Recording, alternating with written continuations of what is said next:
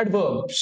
Before we start, let's see what are adverbs. सुरू करण्याच्या आधी आपण सगळेजण हे बघूया की बाबा नेमकं ऍडवर्ब्स म्हणजे काय.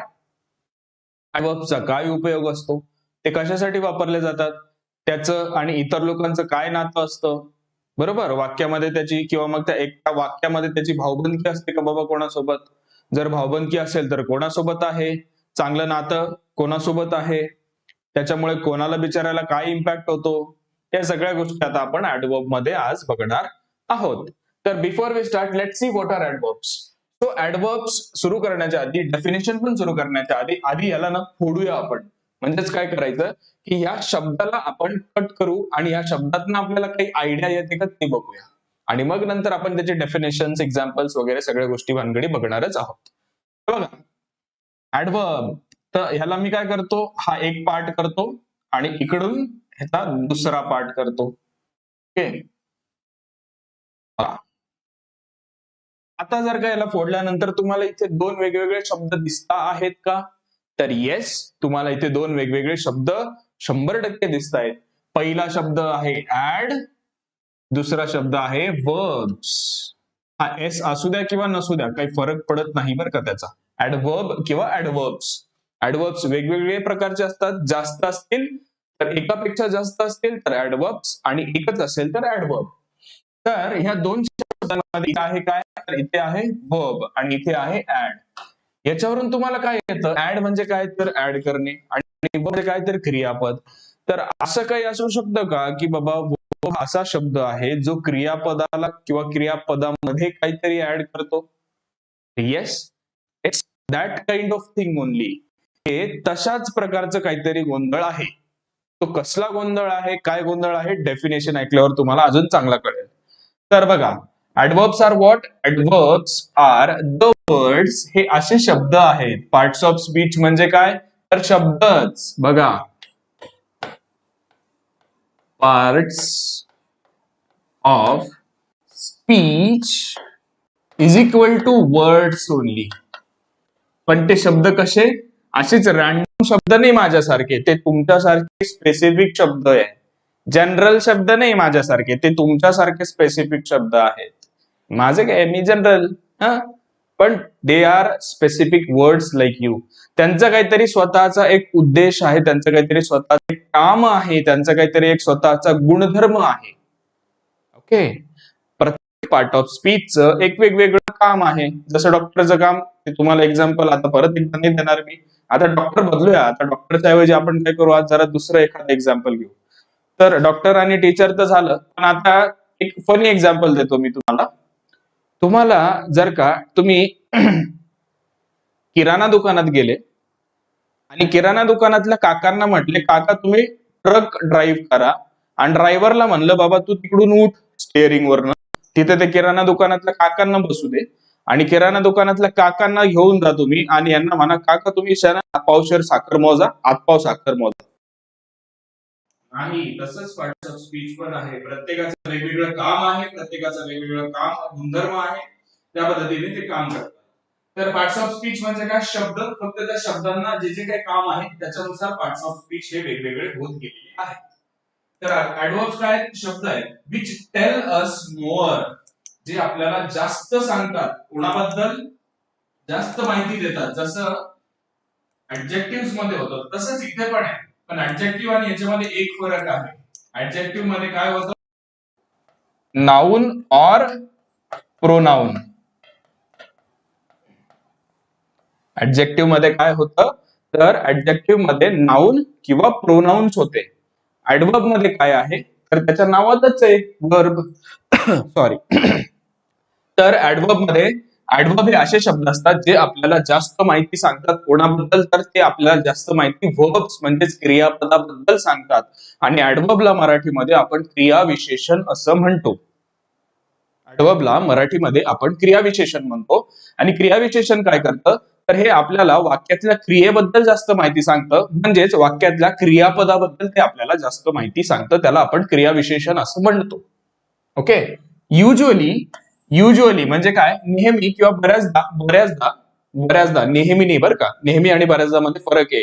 बऱ्याचदा ऍडवर्ब्स टेल अस दॅट बऱ्याचदा आपल्याला ऍडवर्ब्स काय सांगतात की एखादी क्रिया कशी, हाऊ म्हणजे काय तर कशी, वेन म्हणजे काय तर कधी, आणि वेअर म्हणजे काय, वेअर म्हणजे काय तर कुठे, वेअर म्हणजे काय तर कुठे. बघा ऍडवर्ब्स हे शब्द असे आहेत जे आपल्याला वर्ब बद्दल जास्त माहिती सांगतात, ही तर त्याची मेन आणि कोर डेफिनेशन आहेच. ह्याच्या व्यतिरिक्त ह्याच्यासोबत ऍडवर्ब्स हे आपल्याला अजून जास्त काय माहिती देतात किंवा जास्त माहिती कशा प्रकारची देतात, तर ते आपल्याला जास्त माहिती ह्या प्रकारची देतात की बाबा एखादी क्रिया होय, एखादी क्रिया झाली तर ती क्रिया कधी, कशी आणि कुठे, कधी, कशी आणि कुठे, आणि हेच 3 प्रकार आहेत ऍडवर्बचे, कधी, कसे आणि कुठे. फक्त हे आता आपल्या बोलण्याच्या भाषेत मी तुम्हाला सांगितलं कधी, कसे आणि कुठे. त्याला टेक्निकल भाषेत दुसरं नाव दिलेलं आहे त्यांनी, ते मी सांगतो काय की ग्रामॅटिकल त्याचे पार्ट्स काय आहेत, कसे काय आहेत ते बघूया. एवढं कळालं, एवढं आय होप सगळ्यांना कळालंय की ऍडवर्ब्स काय आहेत. तर ऍडवर्ब्स हे असे शब्द आहेत जे आपल्याला वर्ब बद्दल जास्त माहिती देतात, आणि अजून ते आपल्याला काय सांगतात तर एखादी क्रिया झालेली असेल वाक्यामध्ये तर ती क्रिया कधी, कुठे आणि कशी झालेली आहे, याला म्हणतात आपण ऍडवर्ब्स. पुढे जाऊया. कॉमनली बऱ्याचदा adverbs are formed by adding L Y. आता हा खूप महत्वाचा आहे भाग बर का. तुम्हाला ऍडवर्ब शोधण्यासाठी जास्त एफर्ट्स करण्याची काही एक गरज नाही, किंवा तुम्हाला म्हणत असेल की बाबा सर ह्या वाक्यात ऍडवर्ब काय कसं काय आयडेंटिफाय करायचं, डोंट वरी, त्या आयडेंटिफाय करण्यासाठी स्टेप्स तर मी तुम्हाला 100% सांगणारच आहे, त्याच्यात काही डाऊट नाही. पण ह्याच्या व्यतिरिक्त अपार्ट फ्रॉम दिस तुम्हाला एक गोष्ट मी सांगतो की एक सोपं आणि जास्त करून ऍडवर्ब कुठे वापरलं जातं तर ते मी तुम्हाला आता सांगणार आहे. ऍडजेक्टिव्ह सगळ्यांना समजलंच असेल, ऍडजेक्टिव्ह काय असतात. तर ऍडजेक्टिव्ह मी पुन्हा एकदा शॉर्टली आणि क्विकली रिवाइज करतो. ऍडजेक्टिव्ह हे असे शब्द असतात जे आपल्याला वाक्यातल्या नामा किंवा सर्वनामाबद्दल जास्त माहिती सांगतात, त्याला आपण काय म्हणतो, त्यांना आपण ऍडजेक्टिव्ह असं म्हणत असतो, बरोबर. आणि ऍडवर्ब्स आता मी तुम्हाला सांगितलं जसं की ऍडवर्ब्स काय आहेत, तर ऍडवर्ब्स हे आपल्याला वाक्यातल्या क्रियापदाबद्दल जास्त माहिती सांगतात. दोन्हीही भाऊबंदच आहेत, लक्षात घ्या, दोघं पण भाऊबंदच आहेत, ऍडजेक्टिव्ह सुद्धा आणि ऍडवर्ब सुद्धा. फक्त ऍडजेक्टिव्हचं घर वेगळं, कारण ऍडजेक्टिव्हच्या घरातला मेन मेंबर असतो नाऊन किंवा प्रोनाऊन, असे 2 भाऊ आहेत ते ऍडजेक्टिव्हचे मोठे त्यांच्या घरातले. आणि ऍडवर्बच्या घरातलं मोठं कोण असतं, तर ऍडवर्बच्या घरातला मोठा फक्त एकच व्यक्ती असतो, आणि तो व्यक्ती म्हणजे कोण, क्रियापद. तो व्यक्ती म्हणजे कोण, क्रियापद. तर बघा ऍडजेक्टिव्हचे काही उदाहरण आहेत तिथे, ते आधी बघूया. काइंड, काइंड म्हणजे काय, खूप दयाळू, खूप दयाळू. हॅपी, आहात का तुम्ही, असायलाच पाहिजे, कारण आनंद जर का तुमच्या जीवनात नसेल तर मग काय फायदा, जर का आनंद नसेल तर मग दुःख तर नक्कीच असतं. हे काय झाले, ते ऍडजेक्टिव्ह ह्या माणसाच्या क्वालिटीज आहेत, या काय माणसाच्या क्वालिटीज. तुम्ही असं कधी बघितलं का, अरे काल माझी खुर्ची खूप खुश होती, परवाच्या दिवशी माझा मोबाईल तर इतका खुश होता विचारूच नका, आणि त्याच्या आधीच्या दिवशी तर आमचं घर इतकं खुश होतं, इतकं खुश होतं की सगळ्या गल्लीत हसत फिरत होतं. असं कधी होतं का, नाही. या सगळ्या काय आहेत, या सगळ्या माणसाच्या क्वालिटीज आहेत. हे झाले ऍडजेक्टिव्ह. आणि जर का ह्यांना तुम्ही एलवाय लावलं, आता ह्याच्यातनं काय दिसतेय, ह्याच्यातनं फक्त क्वालिटी दिसतीये त्या व्यक्तीची, ह्याच्यातनं क्वालिटी दिसतीये, पण त्याच्यातनं काही क्रिया दिसते का, काही क्रियेशी रिलेटेड म्हणजे कार्याशी रिलेटेड काही दिसतंय का, तर नाही, त्याच्यामध्ये कार्याशी रिलेटेड आपल्याला काहीही दिसत नाही. पण त्याच्यात जर का आपल्याला थोडंसं कार्य टाकायचं असेल, म्हणजेच लोणच्यात जर का तुम्हाला थोडंसं मीठ टाकायचं असेल, तर त्याच्यासाठी तुम्हाला काय करावं लागेल, तिथे त्याला एलवाय ऍड करावा लागेल. बघा एलवाय, बघा इथे पण एलवाय, बघा इथे पण एलवाय, म्हणजेच kind, kind plus L Y is equal to kindly. Kind plus L Y बरोबर तुमचं काय झालं, काइंडली. आता याचा अर्थ काय होईल, काइंडली या शब्दाचा खूप दयाळू दयाळू आणि दयाळूपणे ह्याच्यामध्ये खूप फरक आहे. दयाळूपणे त्याने खूप दान धर्म केला, त्यात फरक आहे. क्रियेशी रिलेटेड गोष्ट दाखवतीये बघा. नंतर हॅप्पी, त्याला परत इकडे पण बघा, हॅप्पी प्लस ly बिकम्स हॅप्पीली, आनंदी. हॅप्पीली मॅरिड, आनंदाने लग्न. मॅरिड क्रिया, हॅप्पीली क्रियेबद्दल जास्त शब्द माहिती सांगणारा शब्द. They got married happily. Happily married, married ही क्रिया आणि ह्या क्रियेबद्दल जास्त माहिती आपल्याला कोण देते तर हॅप्पीली हा शब्द. तसंच sad plus ly becomes sadly म्हणजे दुःखीपणाने.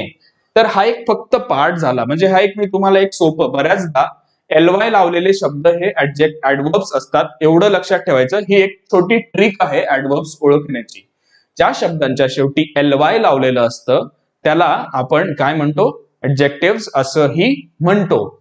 आणि हे कुठले ऍडजेक्टिव्ह असतात तर हे ऍडजेक्टिव्ह ऑफ मॅनर असतात, जो की आपला पहिला पार्ट आहे, ज्याच्यामध्ये आपण हाऊने प्रश्न विचारतो. ऍडजेक्टिव्ह जर का तुम्हाला आठवत असतील तर ऍडजेक्टिव्ह मध्ये आपण काय केलं होतं, ऍडजेक्टिव्ह फाइंड आउट करण्याच्या वेळेस आपण कोणाला प्रश्न विचारला होता तर ऍडजेक्टिव्ह फाइंड आउट करताना ऍडजेक्टिव्हचे डेफिनेशनने आपल्याला सांगितलं होतं की बाबा ऍडजेक्टिव्हच्या घरामध्ये दोन मोठे भाऊ आहेत, एक आहे नाऊन, त्याचा छोटा भाऊ आहे प्रोनाऊन. तर तुम्हाला काय करायचं असेल, ऍडजेक्टिव्हला ओळखायचं असेल तर तुम्हाला प्रश्न त्या दोन मोठ्या भावांना विचारावा लागेल, म्हणजेच कोणाला तर नाऊनला आणि प्रोनाऊनला विचारावा लागेल. तसंच ह्या घरात आपण ज्यावेळेस येतो, ऍडवर्बच्या घरामध्ये आपण ज्यावेळेस येतो, पहिला त्याच्यातला पार्ट आहे ऍडवर्ब ऑफ मॅनर. ह्याच्यामध्ये पण तुम्हाला प्रश्न विचारावे लागतात. तर ऍडवर्ब ऑफ मॅनर मध्ये तुम्हाला ज्यावेळेस प्रश्न विचारायचे असतात त्यावेळेस ऍडवर्ब कोणाबद्दल सांगतो किंवा ऍडवर्बच्या घरामध्ये मोठा भाऊ कोण आहे, तर ऍडवर्बच्या घरामध्ये मोठा भाऊ कोण आहे तर ऍडवर्बच्या घरामध्ये मोठा भाऊ हा वर्ब आहे. मग तुम्हाला ऍडवर्बच्या घरात आल्यानंतर ऍडवर्बला ओळखून घ्यायचं असेल, ऍडवर्बला ओळखायचं असेल तर तुम्हाला ऍडवर्बच्या मोठ्या भावाला म्हणजेच वर्बला म्हणजेच क्रियापदाला प्रश्न विचारावा लागेल. कशाने तर एका ठिकाणी हाऊने, एका ठिकाणी वेनने आणि एका ठिकाणी वेअरने. कसं ते मी सांगणार आहे. ओके, एवढी गोष्ट लक्षात घ्या. जशी ट्रिक मी तुम्हाला सांगितली होती ऍडजेक्टिव्ह फाइंड आउट करताना की ऍडजेक्टिव्ह तुम्हाला ओळखायचा असेल तर नाऊन किंवा प्रोनाऊनला तुम्हाला तिथे प्रश्न विचारावा लागतो. तशाच पद्धतीने ऍडवर्ब सॉल्व्ह करताना किंवा ऍडवर्ब ओळखताना तुम्हाला इथे वर्बला प्रश्न विचारावा लागतो. बघा कसं ते काय. पण त्याच्या आधी बघूया काइंड. एक गोष्ट मी विसरलो ऍक्च्युली मागे सांगता सांगता तुम्हाला, की ऍडवर्ब हे फक्त वर्बशीच रिलेटेड नसतात, तर ते काही काही केसेस मध्ये आपल्याला ऍडजेक्टिव्ह बद्दल सुद्धा बरीच माहिती सांगतात. सगळ्या केसेस मध्ये म्हणत नाहीये मी, जास्त करून केसेस मध्ये सुद्धा म्हणत नाहीये मी, पण काही काही केसेस अशा असतात जिथे ते आपल्याला ऍडजेक्टिव्ह बद्दल सुद्धा माहिती सांगतात. बघा लक्षात घ्या, परत एकदा मी रिपीट करतो ही गोष्ट. सगळ्या केसेस म्हणत नाहीये मी, काही केसेस आहेत ज्या काही केसेस मध्ये ते व्हर्ब्सलाच नाही तर ते ऍडजेक्टिव्हलाच म्हणजेच विशेषणाला सुद्धा जास्त, विशेषणाबद्दल सुद्धा जास्त माहिती देतात. त्याचं एक्झाम्पल मी तुम्हाला आता इथे सांगतो, तुम्ही ते व्यवस्थित बघा. इथे एक वाक्य आहे, ही इज व्हेरी स्मार्ट. या वाक्यामध्ये ही काय आहे तुमचं प्रोनाउन, इज काय आहे तुमचं हेल्पिंग वर्ब म्हणजेच सहाय्यकारी क्रियापद, व्हेरी काय आहे काय माहित नाही सध्या, व्हेरीला थोडस 2 मिनिटं बाजूला ठेवूया, आराम करू द्या बिचारायला तिथे. आणि स्मार्ट काय आहे तिथे तर तुमचं ऍडजेक्टिव्ह आहे, क्वालिटी आहे ना ती एखाद्याची. बघा ऍडजेक्टिव्ह ओळखा, हिला प्रश्न विचारा. ऍडजेक्टिव्ह ओळखताना हिला, घरात मोठा भाऊ कोण आहे नाऊन किंवा प्रोनाऊन, मग प्रश्न कोणाला विचारायचे नाऊन किंवा प्रोनाऊनला. इथे नाऊन आहे का नाहीये, इथे कोण आहे प्रोनाऊन आहे, मग प्रोनाऊनला काय प्रश्न विचारायचा आहे तुम्हाला, हिला प्रश्न विचारायचा आहे हाऊने. How is he is smart. Smart झालं तुमचं ऍडजेक्टिव्ह. मग व्हेरी काय तर व्हेरी हा ऍडवर्ब आहे इथे, व्हेरी इज ऍडवर्ब. आणि हे ऍडवर्ब काय असतं माहिती का, हे आपल्याला ह्याच्याबद्दल स्मार्ट बद्दल आणि ही बद्दल जास्त माहिती सांगते. बघा ही हा स्मार्ट हा शब्द ही बद्दल माहिती सांगतोय आणि व्हेरी हा शब्द स्मार्ट बद्दल सांगतोय. तर अशा वेळेस अशा काही केसेस असतात जिथे व्हेरी, व्हेरी मच, फ्यू असे जे काही शब्द असतात, तर हे शब्द ऍडजेक्टिव्हशी रिलेटेड ऍडवर्ब्स असू शकतात. ही गोष्ट लक्षात ठेवायची. There are very few cases, खूप कमी केसेस आहेत. किंवा कधी कधी बऱ्याचशा जसं जसं तुम्ही जसं the way you will start speaking, the way you will start studying English, this things will come across. या गोष्टी येतच राहतील पुढे पुढे. चला आता बघूया.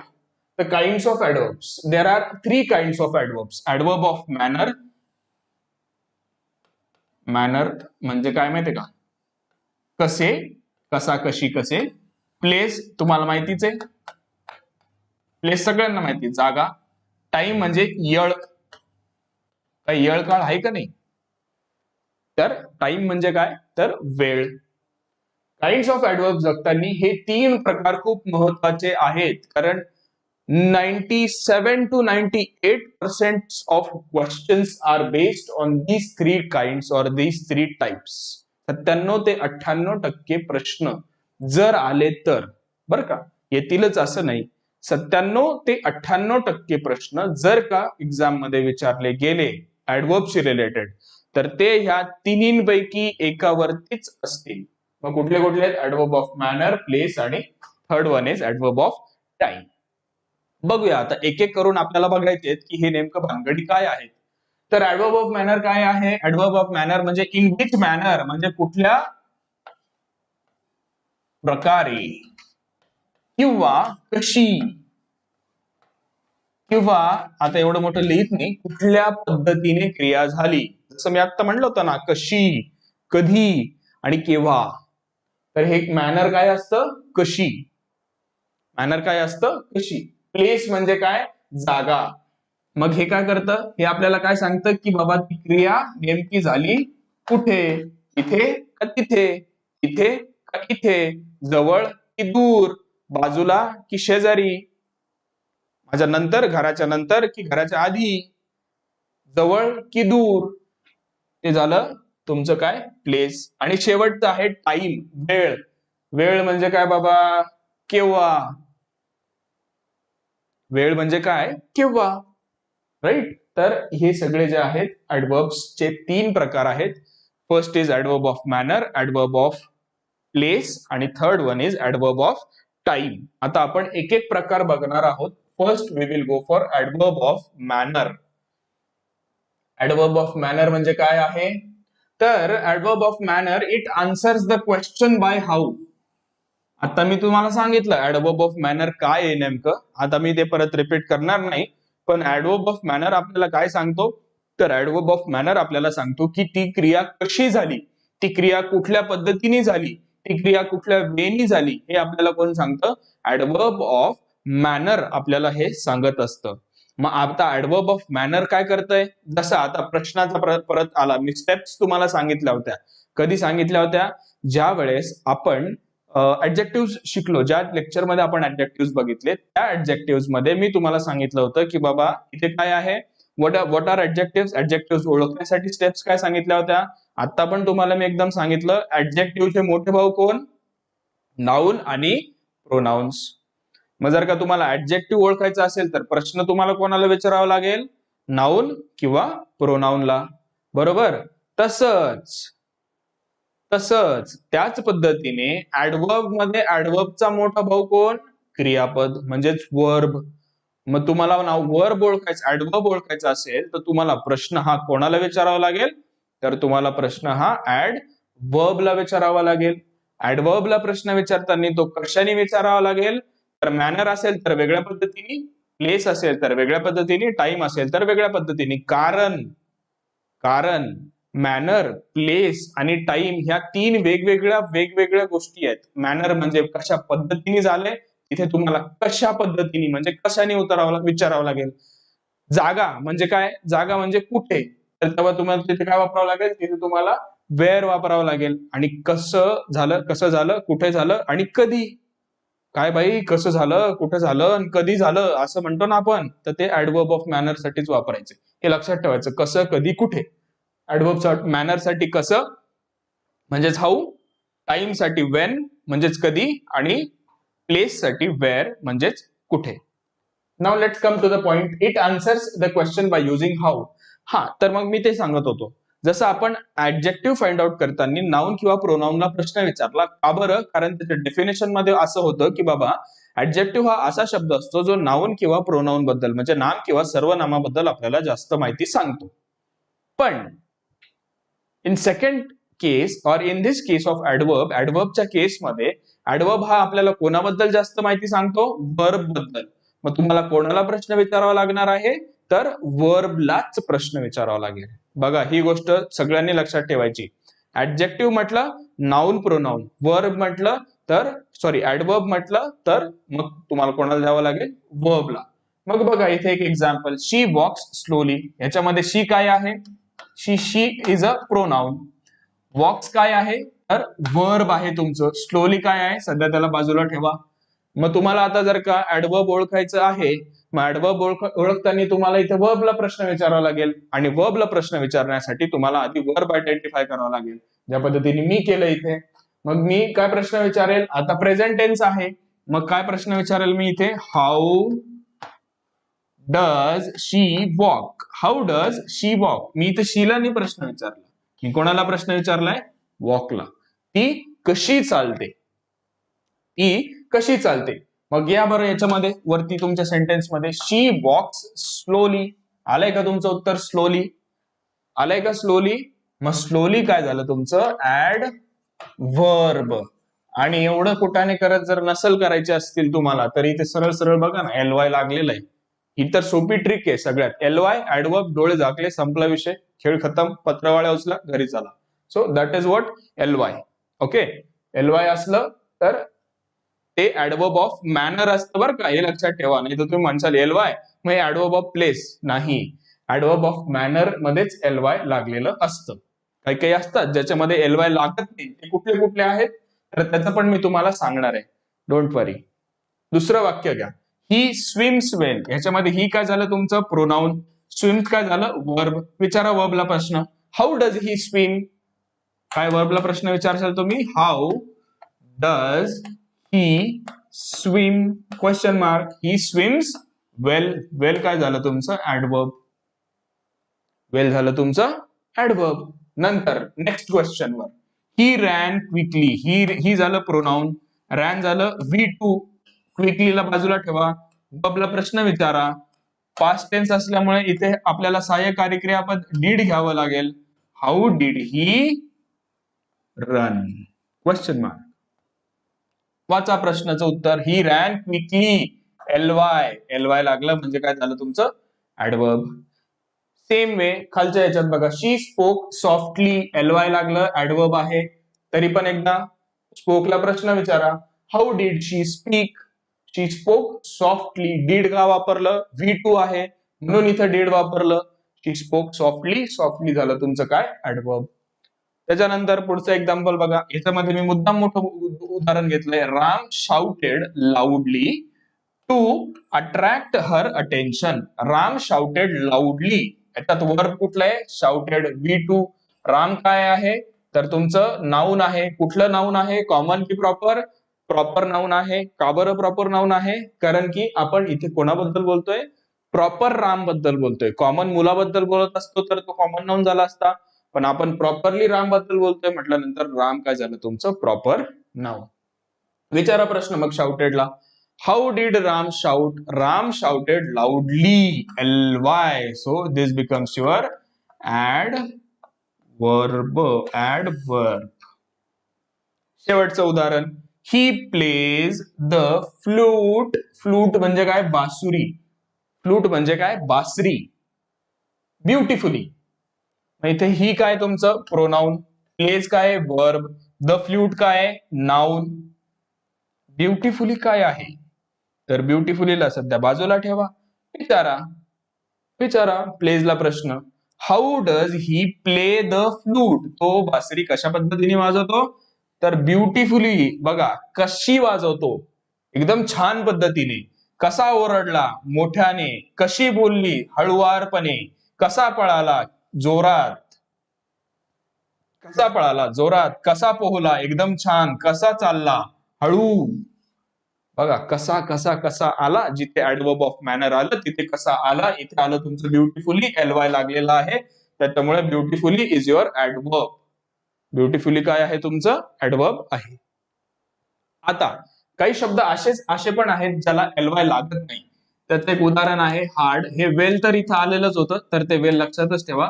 हार्डचं जे ऍडवर्ब आहे, आता हार्ड हे ऍडजेक्टिव्ह आहे, याला जर का ऍडवर्ब मध्ये कन्वर्ट करायचं तर ते हार्डच राहतं. याला LY लावू शकत आपण नाही, कारण LY लावलं तर ते चुकी होऊन जाईल, कारण हार्डली नावाचा दुसरा एक शब्द आहे. हार्डली नावाचा एक दुसरा शब्द आहे. त्याच्यानंतर फास्ट. हे दोन शब्द असे आहेत ज्यांना LY लागत नाही. फास्ट इथे हा झाला फास्ट ऍडजेक्टिव्ह, आणि हे वाला फास्ट झालं का इथे ऍडवर्ब. याला LY लावशाल तर ते चुकीचं होऊन जाईल. हार्ड आणि फास्ट काही जास्तीचे शब्द नाहीयेत. ग्रामॅटिकली का कसं त्याचं टेन्शन घेऊ नका. दोन शब्द आहेत, तिसरा वेल शब्द आहे. तिन्ही शब्द डोक्यात फिट करून ठेवायचे की बाबा ह्यांना LY लागत नाही. सो दिस वे आपलं ऍडवर्ब ऑफ मॅनर आता इथे संपलेलं आहे. आता आपण नेक्स्ट ऍडवर्बच्या टाईप कडे बघूया. ह्याच्यामध्ये काही डाऊट असला तर तुम्ही नक्की आपल्याला क्लासच्या ह्याच्यावर व्हॉट्सअप करा. Whenever I will be available, I'll surely reply to your message. Next, adverb of place. जागा म्हटली की तुम्हाला काय वाटतं? कुठे आहे तू? तू कुठे आहे? घरी आहे. बरोबर, तू कुठे आहे? तू घरी आहे. अंडरस्टूड. जागा म्हटली की आपल्याला काय असतं? वेअर. तर place of adverb of place जर का ओळखायचं असेल तर तुम्हाला कशाने प्रश्न करावा लागतो? वेअर नी तुम्हाला प्रश्न करावा लागतो. वेअर म्हणजेच काय? तर कुठे. वेअर म्हणजे काय? कुठे. बघा एक्झाम्पल वरून तुम्हाला अजून जास्त आयडिया येऊन जाईल. एक एक्झाम्पल घेतो मी याचं. माय कार इज पार्क्ड देअर. ह्याच्यामध्ये माय काय झालं? माय इज अ प्रोनाउन. कुठल्या पद्धतीचं प्रोनाउन आहे? पटकन कमेंट करून सांगा. पटकन कमेंट करून सांगा कुठल्या पद्धतीचं प्रोनाउन आहे माय. कुठल्या टाईपचं प्रोनाउन आहे? 5 पर्यंत म्हणेल मी, 6व्याच्या याच्याला मी आन्सर देऊन टाकेल. माय कुठलं प्रोनाउन आहे? कुठल्या टाईपचं प्रोनाउन आहे? 1 2 3 4 आणि 5. So my is a possessive pronoun. Possessive type of pronoun. Possessive, possession. माझा, माझी, माझे. मी आणि माझा. आय म्हणजे मी, माय म्हणजे माझा, माझी, माझे. अंडरस्टूड. सो माय काय आहे? पॉझेसिव्ह प्रोनाउन. कार काय आहे? नाउन आहे. प्रॉपर नाउन की कॉमन नाउन? कार हे कॉमन नाउन आहे. कार म्हणजे ही वस्तू आहे. त्याला इंडिका कार म्हटलं तर ते प्रॉपर नाउन होतं. सो कार हे कॉमन नाउन. इज काय आहे? हेल्पिंग वर्ब आहे, म्हणजे सहाय्यकारी क्रियापद आहे. पार्क्ड काय आहे? तर V2 आहे, second form of the verb आहे, मेन वर्ब आहे. पार्क म्हणजे पार्किंग करण्याची क्रिया, गाडी उभं करण्याची क्रिया. आणि मग उरला शेवटचा प्रश्न देअर. आता काय करायचंय तुम्हाला? प्रश्न विचारायचा आहे. कोणाला प्रश्न विचारायचा आहे तुम्हाला? तर where is my car park. इथं मी विसरलो. Where is my car park. माझी कार कुठे पार्क आहे? देअर म्हणजे तेथे. तेथे म्हणजे काय? तर ऍडवर्ब ऑफ प्लेस. जागेसाठी वापरलं जाणारं ऍडवर्ब. त्याला आपण ऍडवर्ब ऑफ प्लेस असं म्हणतो. क्लिअर? गुड. पुढे काही एक्झाम्पल्स आहेत. एनिव्हेअर, कुठे पण, कुठेही. Where can I go? You can go anywhere. You can go anywhere. So anywhere परत काय झालं तुमचं? Adverb of place. नियर. बघा आता याचं पण एक तुम्हाला एक्झाम्पल देतो. You go near my house. आता ह्याच्यामध्ये जर काय ऍडवर्ब ओळखायचं असेल तर यू काय? प्रोनाउन. गो काय झालं? वर्ब. नियरला बाजूला ठेवा. माय पॉझेसिव्ह प्रोनाउन. हाऊस झालं नाउन. नियर म्हणजे त्याला बघायचंय आपल्याला. ओके. मग आता गो वर्ब आहे, मग वर्बला प्रश्न विचारा. वेअर डू आय गो. आता इथं आय का घेतलं? कारण इथे यू आहे. जर का तुम्ही आईला प्रश्न विचारशाल तर त्याचं उत्तर मध्ये यू. सो दॅट्स वाय इथे मी आय घेतलं. You go near my house. So go नंतर नियर आलंय, दॅट्स वाय नियर काय झालं तुमचं ऍडवर्ब. ऑन, ऑन म्हणजे गो ऑन, चालत राहा, चालू दे. टुवर्ड्स, च्याकडे. Okay, I am looking at you हे वेगळं झालं, आणि I am looking towards the sky. I am looking at the sky, I am looking towards the sky कडे. Okay, away. ओके, अवे म्हणजे च्यापासून दूर, फार म्हणजेच काय दूर. अवे आणि फार मध्ये काय फरक आहे? What is the difference in away and फार? तुम्ही सगळ्यांनी हा बघायचा आहे. जर का सापडला, ज्याला सापडला त्यांनी मला व्हॉट्सअप सांगायचं, नाही सापडला तर पुढच्या लेक्चरमध्ये मी सांगेन. समवेअर म्हणजेच काय, तर कुठेतरी.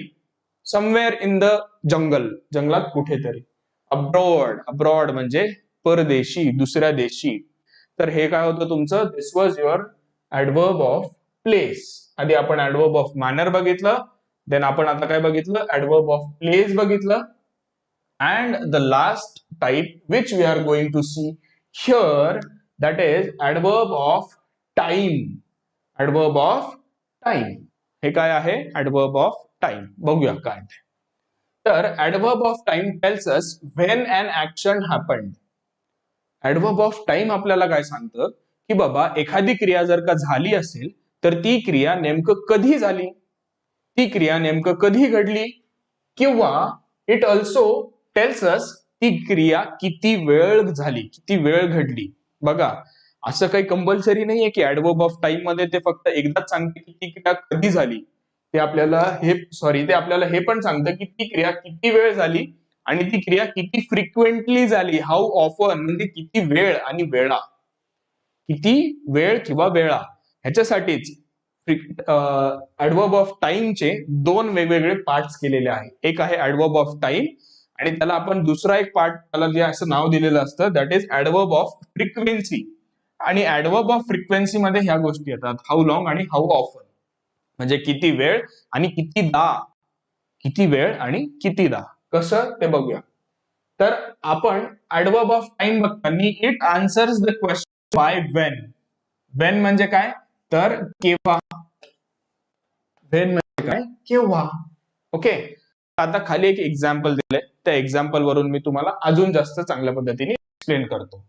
I will meet you tomorrow. ह्याच्यामध्ये आय काय झालं तुमचं प्रोनाउन, विल मीट काय झालं, विल तुमचं काय हेल्पिंग वर्ब, मीट काय झालं तुमचं मेन वर्ब ज्याला ऍक्शन वर्ब म्हणतो, यू काय झालं तुमचं प्रोनाउन. टुमॉरोला सध्या पुरतं बाजूला ठेवा. मग आता प्रश्न विचारा, when will I meet you, मी तुला कधी भेटेल. I will meet you tomorrow.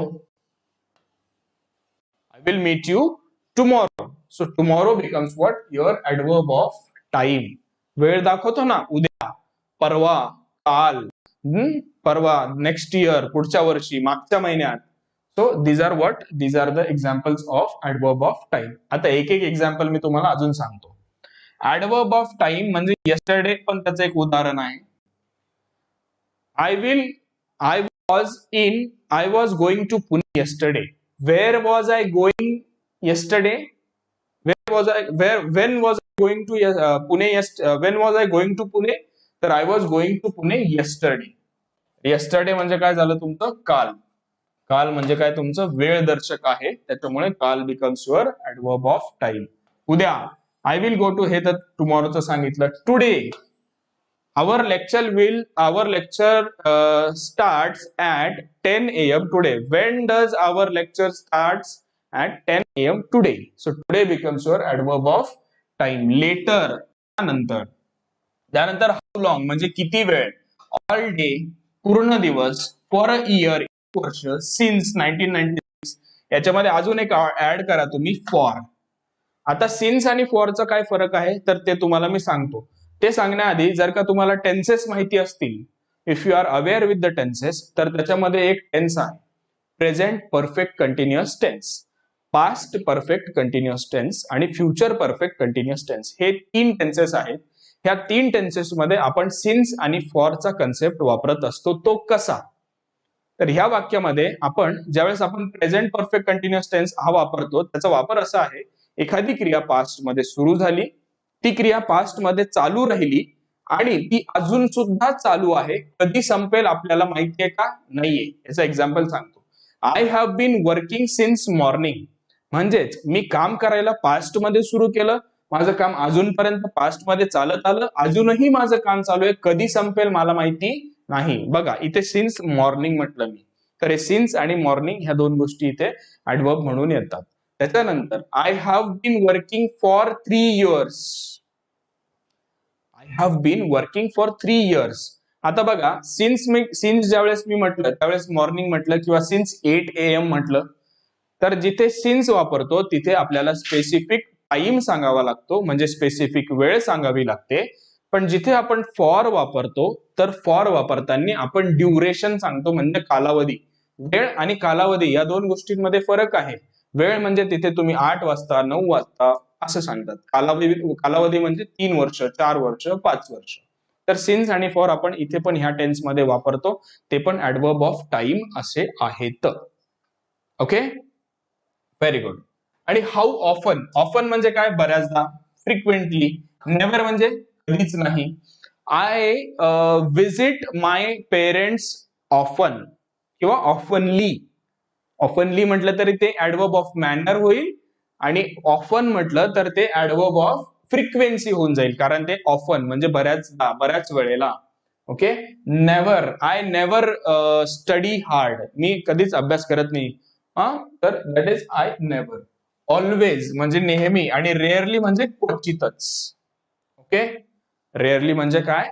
तर क्वचितच किंवा क्वचितपणे. ओके. सो दिस वे आपण काय काय बघितलेत? ऍडवर्ब्स. ऍडवर्ब्स म्हणजे किती? तर we have seen adverbs first of all, comparison of adjective आणि ऍडवर्ब, हे पण मी तुम्हाला आता 2 मिनिटात समजून सांगतो, म्हणजे ते तुम्हाला एंड पॉइंटला लक्षात राहील. तर we started adverbs as a what. Adverb is what? Adverb is a word which tells us more information or which gives us more information about verb. Adverb असा word आहे जो आपल्याला वर्ब बद्दल म्हणजेच क्रियापदाबद्दल जो आपल्याला जास्त माहिती सांगतो, त्याला आपण काय म्हणतो? तर त्याला आपण ऍडवर्ब्स म्हणतो. आता लेट्स मूव्ह टू द ऍडवर्बचे 3 प्रकार आहेत. ऍडवर्बचे 3 प्रकार कुठले कुठले? Adverb of manner, adverb of place, adverb of time. Adverb of manner म्हणजे कशी, क्रिया कशी झाली. ऍडवर्ब ऑफ प्लेस म्हणजे क्रिया कुठे झाली, आणि ऍडवर्ब ऑफ टाइम म्हणजे क्रिया कधी झाली. हे 3 ऍडवर्बचे प्रकार आहेत. त्याचे एक्झाम्पल्स तुम्हाला मी आता सगळे एक्सप्लेन करून सांगितलेलेच आहेत. त्याच्यानंतर आता आपण काय करणार आहोत? शेवटच्या 5 मिनिटांमध्ये आपण बघणार आहोत कंपॅरिझन बिटवीन ऍडजेक्टिव्ह आणि ऍडवर्ब. तर ती छोट्या भावाची मोठ्या भावाची गोष्ट मी तुम्हाला सांगितलीच होती. ऍडजेक्टिव्ह आणि ऍडवर्ब. ऍडजेक्टिव्हला जर का ly लावलं तर तुमचे ऍडवर्ब्स तयार होतात. लक्षात घ्या, ऍडजेक्टिव्हला जर का तुम्ही ly लावलं शेवटी, तर तुमचं काय तयार होतं? तुमचे ऍडवर्ब्स तयार होतात. बरोबर. पण ऍडजेक्टिव्ह काय आणि ऍडवर्ब काय, आणि दोघांमधला फरक काय? तर ऍडजेक्टिव्ह हे नामाबद्दल किंवा सर्वनामाबद्दल जास्त माहिती आपल्याला सांगतात, त्याला आपण ऍडजेक्टिव्ह म्हणतो. ऍडवर्ब्स हे असे शब्द असतात जे की आपल्याला क्रियापदाबद्दल किंवा विशेषणाबद्दल कधी कधी जास्त माहिती सांगतात, त्याला आपण काय म्हणतो? ऍडवर्ब. म्हणजे बघा, एका वाक्यात नाम आणि सर्वनामाला फोकस केलेला आहे, त्याच पद्धतीने दुसऱ्या वाक्यात क्रियापदाला फोकस केलेला आहे. आणि एक गोष्ट लक्षात ठेवायची, ह्या सगळ्यांमध्येच सेंटेन्स तुमचं बनतं. ऍडजेक्टिव्ह्स, ऍडवर्ब्स, वर्ब्स, नाउन्स आणि प्रोनाउन्स, ह्याच्या व्यतिरिक्त सेंटेन्स मध्ये काय आहे? काहीच नाहीये. There is nothing. ओके. तर ऍडवर्ब्स मध्ये काही इश्यूज असतील, काही प्रॉब्लेम्स असतील, तर you can any time ask me. आपल्या व्हॉट्सअप नंबरवरती पाठवून द्या. Whenever I will be available, I will surely help to resolve your query. Okay. Thank you so much. Let's see you all tomorrow at the same time with the new or next topic from the parts of speech series. Thank you so much. Have a nice